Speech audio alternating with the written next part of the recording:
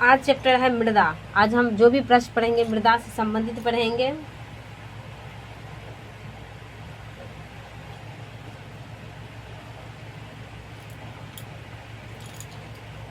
Page number 11 का है। यहाँ पर है कि भारत की मृदाओं का वर्गीकरण, मतलब भारत की उत्पत्ति, रंग, संयोजन, अवस्थिति के आधार पर जो है भारत की मृदाओं को वर्गीकरण किया गया है। भारत की मृदाओं को जो वर्गीकरण किया गया किस किस आधार पर किया गया है, तो उसकी उत्पत्ति के आधार पर किया गया है, और रंग के आधार पर किया गया है, संयोजन के आधार पर किया गया है, और अवस्थिति के आधार पर किया गया है। अब है मृदा। जलोढ़ मृदा होता है, काली मृदा होती है, लाल और पीली मृदा होती है, लैटेराइट मृदा होती है, सूक्ष्म मृदा होती है, लवणीय मृदा होती है, पीट मृदा होती है, और वन मृदा होती है। मृदा जो है कौन कौन है, तो पहला जलोढ़ मृदा है, दूसरा काली मृदा है, तीसरा लाल या पीली मृदा है, चौथा लैटेराइट मृदा, पांचवा सूक्ष्म मृदा, और छठा जो है लवणीय मृदा, सातवां पीट मृदा है, और आठवां जो है वन मृदा है।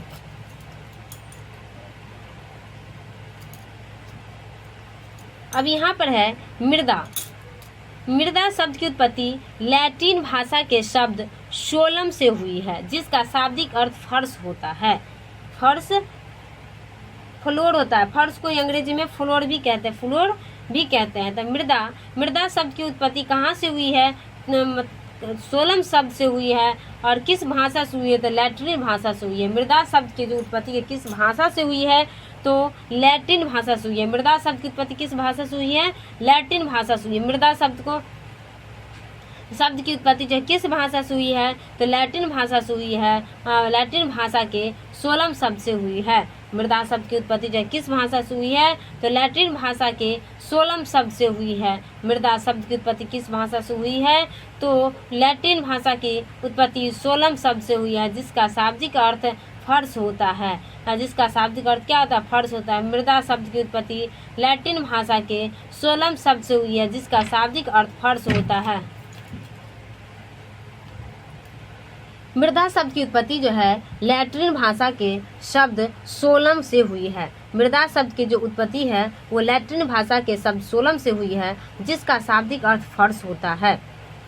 अब है भारत में सर्वाधिक क्षेत्र में कौन सी मृदा पाई जाती है, तो जलोढ़ पाई जाती है, जलोढ़ मृदा पाई जाती है। भारत में सर्वाधिक क्षेत्र में कौन सी मृदा पाई जाती है, तो जलोढ़ मृदा पाई जाती है। और जलोढ़ मृदा जो है वही कछारी मृदा भी कहा जाता है। जलोढ़ मृदा को ही क्या कहा जाता है, तो कछारी मृदा कहा जाता है। जलोढ़ मृदा को ही क्या कहा जाता है, तो कछारी मृदा कहा जाता है। भारत के सर्वाधिक क्षेत्र में कौन सी मृदा पाई जाती है, तो जलोढ़ मृदा पाई जाती है। जलोढ़ मृदा को ही कछारी मृदा भी कहा जाता है। भारत के सर्वाधिक क्षेत्र में कौन सी मृदा पाई जाती है, तो जलोढ़ मृदा को ही जो कछारी मृदा भी कहा जाता है।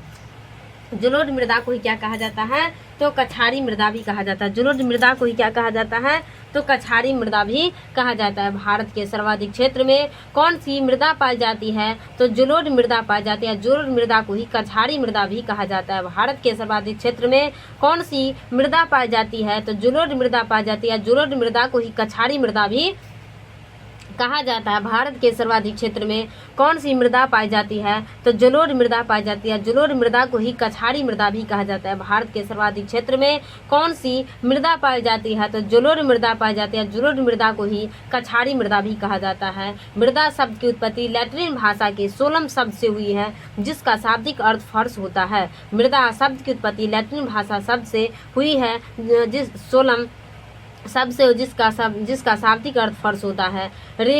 रेगुर मृदा को किस अन्य नाम से जाना जाता है, तो काली मृदा के नाम से जाना जाता है। देखो काली आदमी सब कितना रगड़ेगा तब तो कालिए रहेगा ना, इसलिए रगड़ काला जो रहता है और रगड़ते रहते उसको क्या कहते हैं, कितना रगड़ोगी तो काले रहोगी। इसलिए काली मृदा को ही दूसरा नाम क्या है, रेगुर मृदा नाम है। काली मृदा का ही दूसरा नाम क्या है, रेगुर। काली आदमी सब रगड़ेगा इसलिए रेगुर मृदा नाम है। और जलोढ़ मृदा का दूसरा नाम कछारी मृदा है। जलोढ़ मृदा का दूसरा नाम क्या है, कछारी मृदा है। अब है रेगुर मृदा का सर्वाधिक विस्तार किस राज्य में पाया जाता है, तो महाराष्ट्र में पाया जाता है। रेगुर मृदा का सर्वाधिक विस्तार, और काला आदमी के काले हैं तो क्या हम तो दिल वाले हैं, तो वही बात है यहाँ पर कि काला आदमी जो रहता है बड़ा महान आदमी रहता है, उसके पास बहुत पैसा होता है, महान रहता है, इसलिए रेगुर मृदा, तो काली मृदा को ही रेगुर मृदा कहते हैं। तो रेगुर मृदा का सर्वाधिक विस्तार किस राज्य में पाया जाता है? तो महाराष्ट्र में पाया जाता है। महान रहता है ना, इसलिए महाराष्ट्र में पाया जाता है। रेगुर मृदा का सर्वाधिक विस्तार किस राज्य में पाया जाता है? तो महाराष्ट्र में। मालवा पठार किस मृदा की अधिकता है? मालवा पठार में किस मृदा के, मतलब मालवा पठार में जो किस मृदा की अधिकता होती है? तो काली मृदा की होती है। मालवा, माल देखो, अभी हम क्या बोले, काला आदमी जो रहता है उसके बहुत महान रहता है, क्योंकि हमेशा माल रहता है उसके पास, इसलिए मालवा का पठार। तो मालवा पठार में किस मृदा की अधिकता होती है? तो काली मृदा की होती है। मालवा पठार में जो है किस मृदा की अधिकता होती है? तो काली मृदा की होती है। मालवा पठार में किस मृदा की अधिकता होती है? तो काली मृदा की होती है। अब है, काली मृदा को स्वतः जुताई वाली मृदा भी कहा जाता है। काली मृदा को ही जुताई वाली मृदा भी कहा जाता है। पूछेंगे कि जुताई वाली मृदा किस के नाम से किसे जाना जाता है? तो काली मृदा को जाना जाता है। जुताई वाली मृदा जो जोतेगा वो तो काली होगा ही, जो पूरा धूप रहेगा, उस धूप में जो जुताई करेगा खेत का, तो धूप से तो काला होगा ही, इसलिए जुताई वाली मृदा के नाम से किसे जाना जाता है? तो काली मृदा को। काली मृदा किस राज्य में सबसे अधिक विस्तार है? तो महाराष्ट्र में। और पूछेंगे कि मालवा का पठार में जो सबसे अधिक कौन सी मृदा होती है? तो काली मृदा होती है, कि काला आदमी के पास बहुत माल होता है, इसलिए मालवा का पठार किस राज्य में अधिकता होती है? काली मृदा में। काली मृदा को जुताई मृदा के नाम से भी जाना जाता है। और काली मृदा में जिसमें सिंचाई की कम आवश्यकता पड़ती है, मतलब काली मृदा में जो होती है, पूछेंगे ऐसी कौन सी मृदा है जिसमें सिंचाई की कम आवश्यकता पड़ती है? तो काली मृदा में पड़ती है। ऐसे कौन से, देखो काला आदमी सब ज्यादा क्रीम उरीम तो लगाएगा नहीं, थोड़ा अपना लगाना, हम तो काले, हम थोड़ी ना उजला होना, हमको तो काला है ही, तो हमको थोड़ी है ना हम 10 क्रीम लगाएंगे, तो नहीं लगाए। इसे उसी पर के यहाँ पर याद रखो, वो कम सम 1-2 क्रीम लगा छोड़ देगा, नहीं लगाया ज़्यादा, कम सम यूज करेगा कोई चीज़ का। इसलिए पूछेंगे कि कौन सी मृदा जिसमें सिंचाई की कम आवश्यकता पड़ती है? तो इसमें क्या कम है, उसे भी काला आदमी कम यूज करेगा, इसलिए कम से याद रखें कि सिंचाई की जो कम आवश्यकता पड़ती है किस मृदा में? तो काली मृदा में। सिंचाई की कम आवश्यकता पड़ती है किस मृदा में? तो काली मृदा में। सिंचाई की कम आवश्यकता पड़ती है किस मृदा में? तो काली मृदा में। काली मृदा कपास की खेती के लिए सबसे उपयुक्त मानी जाती है। पूछेंगे कि कौन सी मृदा है जो कि कपास की खेती के लिए सबसे उपयुक्त मानी जाती है? तो काली मृदा मानी जाती है। कौन सी मृदा है जो कपास की खेती के लिए सबसे उपयुक्त मानी जाती है? तो काली मृदा है। काली मृदा कोई स्वतः जुताई वाली मृदा भी कहा जाता है। काली मृदा को स्वतः जुताई वाली मृदा कहा जाता है। और काली मृदा में सिंचाई की कम आवश्यकता पड़ती है। काली मृदा में सिंचाई की कम आवश्यकता पड़ती है। सिंचाई मृदा को ही कपास की, काली मृदा जो है कपास की खेती के लिए भी उपयुक्त मानी जाती है। मिट्टी का पीला रंग फेरिक ऑक्साइड के कारण होता है। मिट्टी का पीला रंग जो है किसके कारण होता है? तो फेरिक ऑक्साइड के कारण होता है। फेरिक, पी से प आ फ, याद रखें, प से पीला, फ से फेरिक, प से पीला तो फ से फेरिक, प के बाद क्या आता है? फ आता है। याद रखें कि पीला रंग जो होगा किस कारण से होगा? तो प है तो फ वाला होगा, इसलिए प से पीला रंग जो होता है वो फेरिक ऑक्साइड के कारण होता है। मिट्टी का जो पीला रंग होता है किस कारण से होता है? तो फेरिक ऑक्साइड के कारण। मिट्टी का जो पीला रंग होगा किस कारण से होता है? तो फेरिक ऑक्साइड के कारण होता है। जबकि मिट्टी का लाल रंग लोहे के ऑक्साइड के कारण होता है। लोहे के ऑक्साइड के, मिट्टी का जो लाल रंग होता है वो लोहे ऑक्साइड के कारण होता है। मिट्टी का जो लाल रंग होता है वो लोहे ऑक्साइड के कारण होता है। और लोहा का कैसा होता है? लाल रंग होता है। आज मिट्टी जो होगा लाल तो किस कारण से? लोहे के कारण होगा, इसलिए मिट्टी का जो लाल रंग होता है लोहे के ऑक्साइड के कारण। और मिट्टी का जो पीला रंग होता है वह फेरिक ऑक्साइड के कारण होता है। मिट्टी जो पीला रंग होता है वो फेरिक ऑक्साइड के कारण, और मिट्टी जो लाल रंग का होता है लोहे ऑक्साइड के कारण। काली मृदा को जुताई मृदा भी कहा जाता है। जिस काली मृदा में जो सिंचाई की कम आवश्यकता होती है, तो कपास की खेती के लिए कौन सी मिट्टी उपयुक्त मानी जाती है? तो काली मृदा मानी जाती है। मालवा का पठार में सबसे अधिक कौन सी मृदा पाई जाती है? तो काली मृदा पाई जाती है। रेगुर मृदा का दूसरा नाम क्या है? तो काली मृदा नाम है। रेगुर मृदा का विस्तार सबसे अधिक किस राज्य में है? तो महाराष्ट्र में है। रेगुर मृदा का नाम क्या है? तो काली मृदा नाम है। भारत में सर्वाधिक क्षेत्र में कौन सी मृदा पाई जाती है? तो जलोढ़ मृदा, कछारी मृदा पाई जाती है। जलोढ़ मृदा को ही कछारी मृदा भी कहा जाता है। जलोढ़ मृदा को ही कछारी मृदा कहा जाता है। और भारत में सर्वाधिक क्षेत्र में कौन सी मृदा पाई जाती है? तो जलोढ़ मृदा पाई जाती है। अब है लैटेराइट मृदा मुख्यतः किन राज्यों में पाई जाती है? तो केरल, कर्नाटक, महाराष्ट्र में पाई जाती है। केरल, कर्नाटक, महाराष्ट्र में पाई जाती है। लैटेराइट मृदा जो है मुख्यतः किन क्षेत्रों में पाई जाती है? केरल, कर्नाटक, महाराष्ट्र में।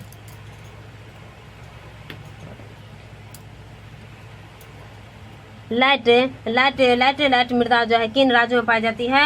तो केरल, कर्नाटक, महाराष्ट्र में। लैटेराइट ऐसे याद रखो, जो केक जो लेंगे खरीदने जाएंगे केक, तो केक कैसा खरीदेंगे? जो लाइट करेगा वो वाला केक खरीदेंगे, जो लाइट करेगा वही वाला केक खरीदेंगे। इसलिए लैटेराइट मृदा जो है केक, तो के से हो गया केरला, क से हो गया कर्नाटक, केक के से केरल, क से कर्नाटक। केक जो है लाइट वाला कौन खरीदेगा? महान आदमी सब खरीदेगा, जिसके पास ज्यादा पैसा रहेगा वही ना लाइट वाला अपना खरीद लेगा, खूब लाइट करेगा, खूब चमकेगा, जो सबसे अच्छा लगेगा देखने में वही वाला खरीदेगा, चाहे कितनों पैसा रहे। तो कौन? महान आदमी सब। इसलिए पूछेंगे कि लैटेराइट मृदा मुख्यतः किन राज्यों में पाई जाती है? तो केरल, कर्नाटक और महाराष्ट्र में पाई जाती है। लैटेराइट मृदा जो किन राज्यों में पाई जाती है? तो केरल, कर्नाटक, महाराष्ट्र में पाई जाती है। लोहे की मात्रा अधिक होने के कारण कौन सी मृदा दिनों दिन अनूर होती जा रही है? तो लैटेराइट। मतलब लोहे की मात्रा अधिक होने के कारण, मतलब ऐसी कौन सी मृदा है जिसमें लोहे की मात्रा अधिक हो जाती है? तो वह मृदा जो है अनूर्बर हो जाती है। क्या हो जाती है? अनूर्बर हो जाती है। तो वह लैटेराइट मृदा कौन सी मृदा है? तो लैटेराइट मृदा कौन सी मृदा है? तो लैटेराइट मृदा है कि लोहे की मात्रा अधिक होने के कारण कौन सी मृदा दिनों दिन अनूर्बर होती जा रही है? तो वह लैटेराइट मृदा है। कौन सी मृदा है? लैटेराइट मृदा है। अब है लैटेराइट मृदा भारत में मुख्यतः कहाँ पाई जाती है? तो मालाबार तटीय प्रदेश में पाई जाती है। लैटेराइट मृदा भारत में मुख्यतः कहाँ पाई जाती है? तो मालाबार तटीय प्रदेश में पाई जाती है। कहाँ पाई जाती है? तो मालाबार तटीय प्रदेश में पाई जाती है। लैटेराइट मृदा भारत में, पूछ रहा है कि लैटेराइट जो मृदा है वो भारत में मुख्य रूप से वो कहाँ पाई जाती है? तो मालाबार तटीय प्रदेश में पाई जाती है। लैटेराइट मृदा जो है भारत में मुख्यतः मृदा की क्षारीयता को कम करने के लिए जिप्सम का प्रयोग किया जाता है। मृदा की क्षारीयता को कम करने के लिए किसका प्रयोग किया जाता है? तो जिप्सम का। मृदा की क्षारीयता को कम करने के लिए किसका प्रयोग किया जाता है? तो जिप्सम का किया जाता है। मृदा की क्षारीयता को कम करने के लिए किसका प्रयोग किया जाता है? तो जिप्सम का किया जाता है। मृदा की क्षारीयता को कम करने के लिए किसका प्रयोग किया जाता है? तो जिप्सम का किया जाता है। मृदा की क्षारीयता को कम करने के लिए किसका प्रयोग किया जाता है? तो जिप्सम का किया जाता है। मृदा की क्षारीयता को कम करने के लिए किसका प्रयोग किया जाता है? तो जिप्सम का किया जाता है। लोहे की मात्रा अधिक होने के कारण कौन सी मृदा दिनों दिन अनूर्वर होती जा रही है? तो लैटेराइट मृदा है। इनफर्टाइल या तो अनूर्वर होती जा रही है, तो लैटेराइट मृदा है। मृदा की क्षारीयता को कम करने के लिए जिप्सम का प्रयोग किया जाता है। पूछेंगे कि मृदा की क्षारीयता को जो है कम करने के लिए किसका प्रयोग किया जाता है? तो जिप्सम का। अगर मृदा की क्या कम करने के लिए जिप्सम का प्रयोग किया जाता है? तो क्षारीयता को कम करने के लिए। मृदा की क्या कम करने के लिए जिप्सम का प्रयोग किया जाता है? तो क्षारीयता को कम करने के लिए। और ऐसे भी प्रश्न आ सकता है कि मृदा की क्षारीयता को कम करने के लिए किसका प्रयोग किया जाता है? तो जिप्सम का प्रयोग किया जाता है। अब है लैटेराइट मृदा भारत में मुख्यतः कहाँ पर, पूछ रहा है मुख्य रूप से कि भारत में जो लैटेराइट मृदा है वो भारत में मुख्य रूप से कहाँ पाई जाती है? तो मालाबार तटीय प्रदेश में पाई जाती है। कहाँ पर पाई जाती है? मालाबार तटीय प्रदेश में पाई जाती है। मालाबार तट में लैटेराइट मृदा, लाइट वाला जो मृदा लेगा तो जिसके पास माल रहेगा वही लाइट वाला मृदा ले सकता है। इसलिए लैटेराइट मृदा भारत में कहाँ पाया जाता है?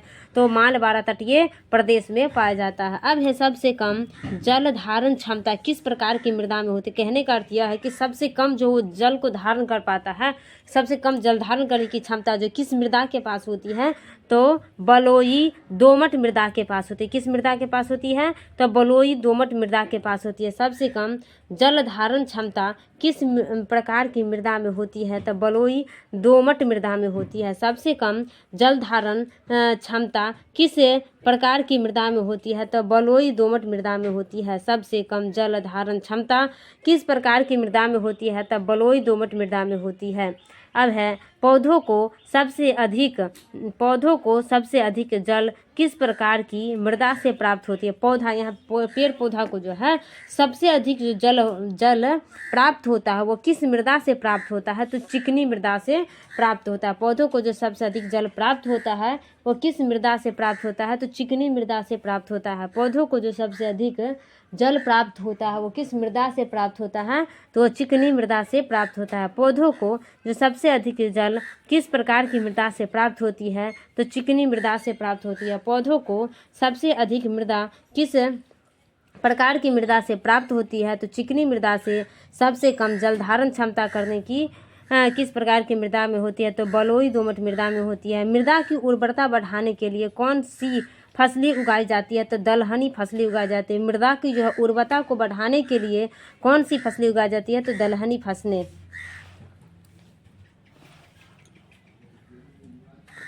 अब यहाँ है चंबल घाटी।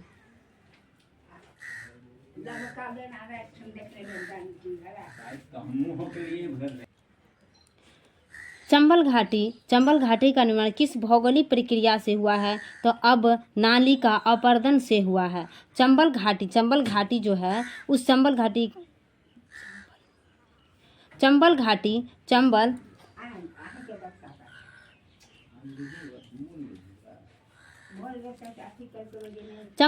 का निर्माण जो है किस भौगोलिक प्रक्रिया से हुआ है, तो अब नाली का अपरदन से हुआ है। चंबल घाटी का चंबल नाली सब में जो जाएगा तो चप्पल पहन कर जाएगा ना, नाली सब में जाएगा तो क्या पहन कर जाएगा, चप्पल पहन कर। तो चप्पल तो चंबल, इसलिए चंपल जब भी पहनेंगे तो कहाँ जाएंगे, तो नाली के पास जाएंगे। इसलिए नाली तो अब नाली का। तो इसलिए चंबल घाटी का निर्माण जो हुआ है वो किस कारण से हुआ है, किस प्रक्रिया से हुआ है, तो अब नाली का अपरदन से हुआ है।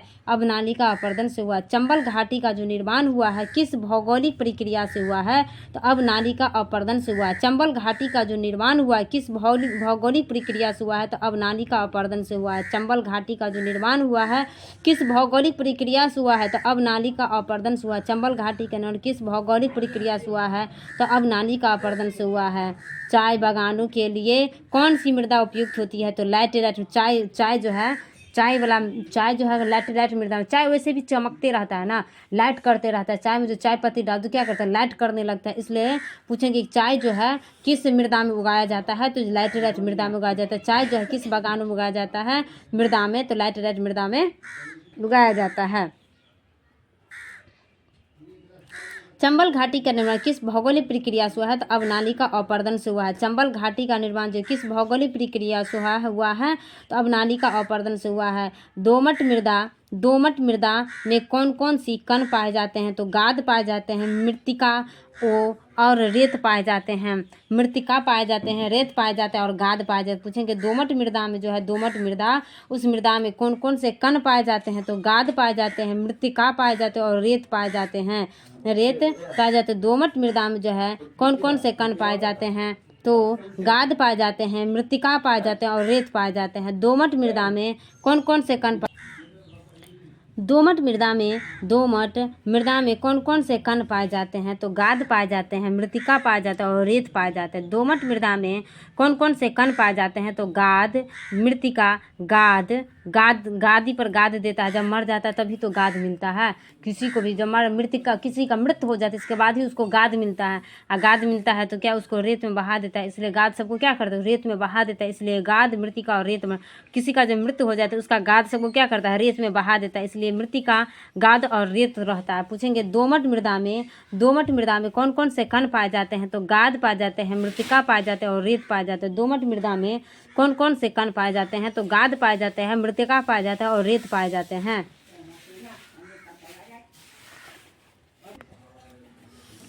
दोमट मृदा में कौन कौन से कण पाए जाते हैं, तो गाद, मृत्तिका और रेत पाए जाते हैं। अब है कि भारत की मृदाओं में दोमट मृदा में कौन कौन से कण पाए जाते हैं, तो मृत्तिका, मृतिका आदमी को गाद रेत में डाल देंगे, इसलिए मृतिका, गाद और रेत पाया जाता है। दोमट मृदा में कौन कौन से कण पाए जाते हैं? तो गाद, मृतिका और रेत पाए जाते हैं। भारत की मृदाओं में किस सूक्ष्म तत्व की सर्वाधिक कमी होती है? भारत की जो भी मृदा होती है उस मृदा में जो है सूक्ष्म मतलब कौन सी सूक्ष्म तत्व की सर्वाधिक कमी होती है? तो जस्ता की कमी होती है। भारत की जो भी मृदा होती है उस मृदाओं में सर्वाधिक किस तत्व की कमी होती है? तो किस सूक्ष्म तत्व, सूक्ष्म की बात कर रहा है कि सूक्ष्म तत्व की सर्वाधिक कमी होती है तो जस्ता की होती है। किसकी होती है? जस्ता की होती है। जस्ता की। भारत की मृदाओं में किस सूक्ष्म तत्व की सर्वाधिक कमी होती है? तो जस्ता की होती है। गंगा के मैदान की पुरानी जलोढ़ मृदा कहलाती है। गंगा के मैदान की पुरानी जलोढ़ मृदा क्या कहलाती है? तो बांगर कहलाती है। गंगा के मैदान के जो पुरानी जलोढ़ मृदा होती है उस मृदा को क्या कहा जाता है? तो बांगर कहा जाता है। गंगा की जो मैदान में पुरानी जलोढ़ मृदा होती है उस मृदा को क्या कहा जाता है? तो बांगर कहा जाता है। क्या कहा जाता है? तो बांगर कहा जाता है। गंगा के मैदान में जो पुरानी जलोढ़ मृदा होती है वो क्या कहलाती है? तो बांगर कहलाती है। अम्लीय मृदा को कृषि योग्य बनाने हेतु किस खनिज का प्रयोग किया जाता है? तो लाइम या तो चूना का प्रयोग किया जाता है। अम्लीय मृदा जो होता है, जो मृदा में अम्लता पाया जाता है, उस मृदा को जो कृषि योग्य बनाने के लिए, उपजाऊ बनाने के लिए किस खनिज का प्रयोग किया जाता है? तो लाइम, खनिज की बात कर रहा है। लाइम या तो चूना का प्रयोग किया जाता है। लाइम या तो चूना का प्रयोग किया जाता है। लाइम तब न चूना देव, तो लाइम और चूना का प्रयोग किया जाता है। किस खनिज का प्रयोग किया जाता है? तो लाइम और चूना का प्रयोग किया जाता है। लाइम और चूना का। अम्लीय मृदा को कृषि योग्य बनाने हेतु किस खनिज का प्रयोग किया जाता है? तो लाइम और चूना का। अब है भारत में सर्वाधिक क्षारीय मृदा किस राज्य में पाई जाती है? तो उत्तर प्रदेश में। भारत में जो सर्वाधिक क्षारीय मृदा पाई जाती है वो किस राज्य में पाई जाती है? तो उत्तर प्रदेश में। भारत में सर्वाधिक क्षारीय मृदा किस राज्य में पाई जाती है? राज्य की बात कर रहा है यहाँ पे कि भारत में तो पाया ही जाता है, लेकिन भारत के किस राज्य में पाया जाता है? तो उत्तर प्रदेश में पाया जाता है। भारत में सर्वाधिक क्षारीय मृदा जो पाई जाती है वो कहाँ पर पाई जाती है? किस राज्य में पाई जाती है? तो उत्तर प्रदेश में पाई जाती है। गंगा के मैदान की जो पुरानी जलोढ़ मृदा होती है वो क्या कहलाती है? तो बांगर कहलाती है। गंगा के मैदान की पुरानी जलोढ़ मृदा बांगर कहलाती है। अम्लीय मृदा को कृषि योग्य बनाने हेतु किस खनिज का प्रयोग किया जाता है? तो लाइम या तो चूना का प्रयोग किया जाता है। अम्लीय मृदा को कृषि योग्य बनाने हेतु किस खनिज का प्रयोग किया जाता है? तो लाइम या चूना का। भारत में सर्वाधिक क्षारीय मृदा किस राज्य में पाई जाती है? तो उत्तर प्रदेश में। अब है कि लवणीय मृदा में नाइट्रोजन और चूने की अल्पता पाई जाती है। पूछेंगे कि लवणीय मृदा जो होती है उस मृदा में किसकी कमी होती है? तो नाइट्रोजन और चूने की कमी होती है। अम्लीय, लवणीय मृदा की बात कर रहा हूं, अम्लीय नहीं, लवणीय मृदा।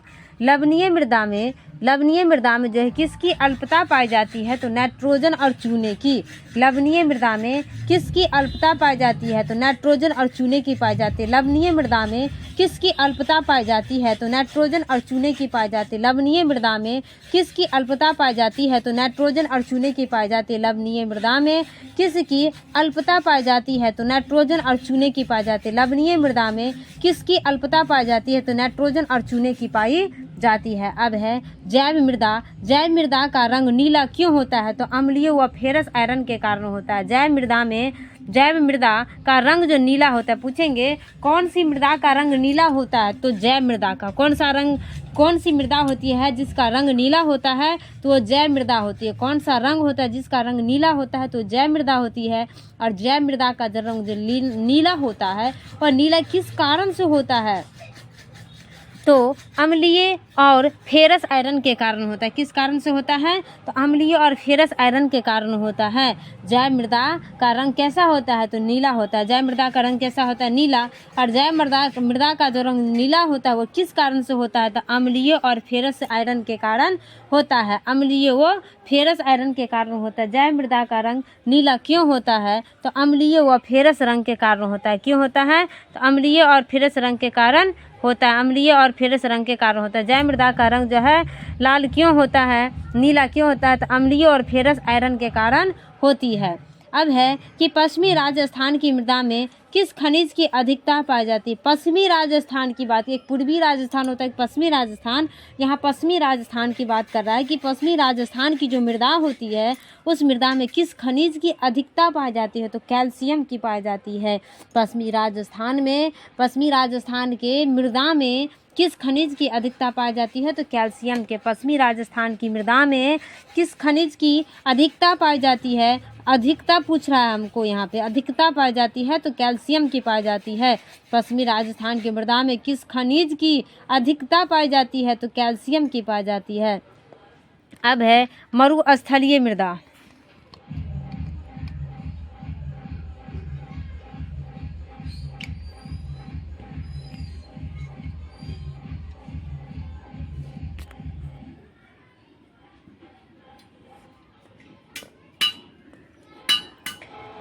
अब है मरुस्थलीय मृदा। मरुस्थलीय मृदा में किस पोषक तत्व का अभाव पाया जाता है? तो नाइट्रोजन का पाया जाता है। मरुस्थलीय मृदा में किस पोषक तत्व का अभाव पाया जाता है? तो नाइट्रोजन का पाया जाता है। किसका पाया जाता है? नाइट्रोजन का पाया जाता है। मरुस्थलीय मृदा में किस पोषक तत्व का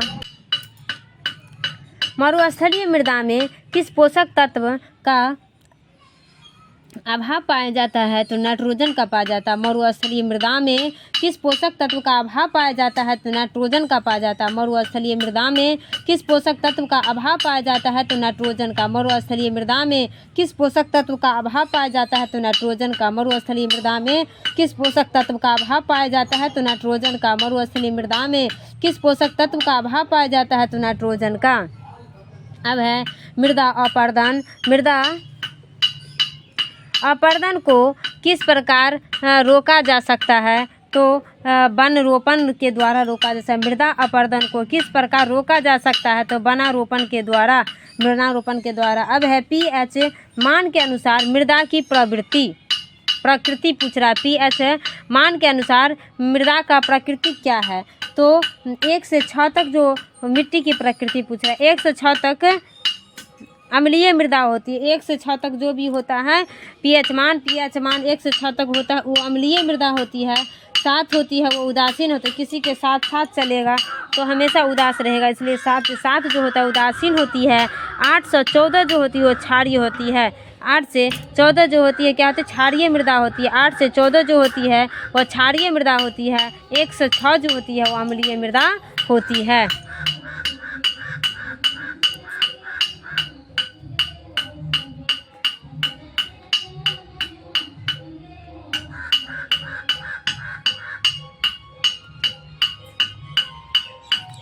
अब यहाँ लाल और पीली मृदा अम्लीय प्रकृति की होती है। लाल और पीला मृदा जो होती है उसकी कैसी प्रकृति होती है?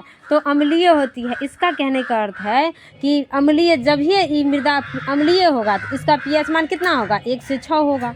तो लाल और पीली मृदा की जो है पीएच मान कितनी होती है? तो 1 से 6 होती है। लाल और पीली मृदा की जो है पीएच मान कितनी होती है? 1 से 6 होती है, तभी तो ये अम्लीय होती है।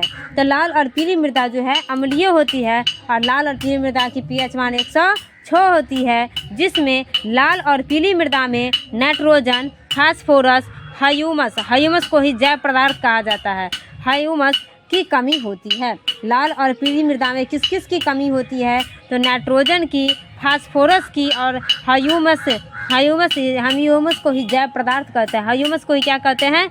जैव पदार्थ कहते हैं। ह्यूमस को ही क्या कहते हैं? जैव पदार्थ कहते हैं। तो ह्यूमस की कमी होती है। पूछेंगे कि कौन सी मृदा में नाइट्रोजन, फास्फोरस, ह्यूमस की कमी होती है? तो लाल और पीली मृदा में। कौन सी मृदा में नाइट्रोजन, फास्फोरस और ह्यूमस की कमी होती है? तो लाल और पीली मृदा में होती है। लाल और पीली मृदा की पीएच मान कितना होता है? तो 106 होती है। लाल और पीली मृदा की प्रकृति कैसी होती है? तो अम्लीय होती है। लाल और पीली मृदा की प्रकृति कैसी होती है? तो अम्लीय होती है।